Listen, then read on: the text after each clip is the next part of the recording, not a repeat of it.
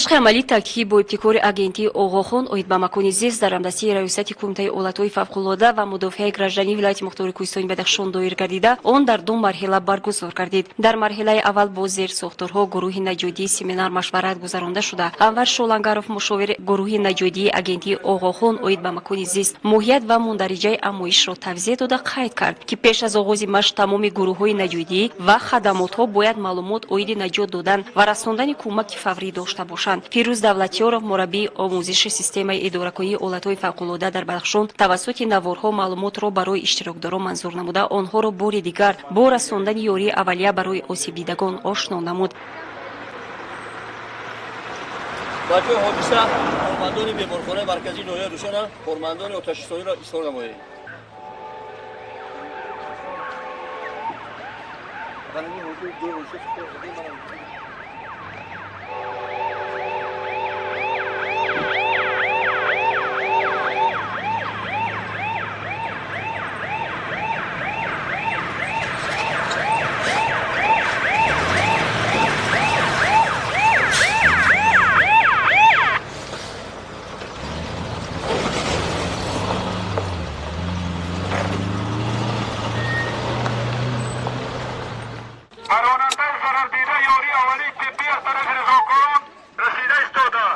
در مرحله عملی مشق چاره‌های نجات‌دهی هنگام بسته دم دچار شدن نقلیات سبک‌رو نمایش داده شد که خدمات‌های همکار با تکنیک و تجهیزات ضروری حاضر به جای حادثه گردیده کمک خود را به جبر دیدگان رساندند.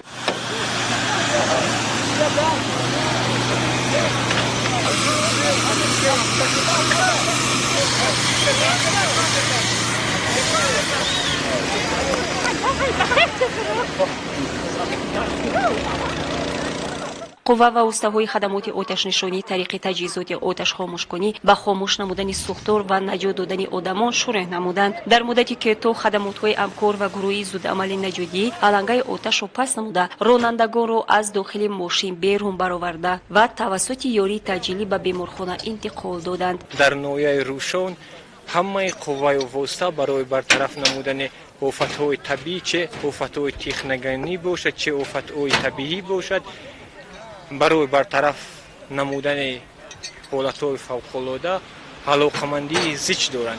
همه کارمندان همه ساختارها از وظیفه‌های به دوش گرفته به پررگی برآمدند. دیدبانگاه حلایده حربی کنانیده خدمات دولتی آتش نشانی برای برطرف نمودن سوختار و عاقبت‌های آن نجات دادن آدمان و دیگر کارها در سوختار تمام تکنیک و تجهیزات در حالت کاری قرار دارند و تمام هیئت شخصی برای برطرف نمودن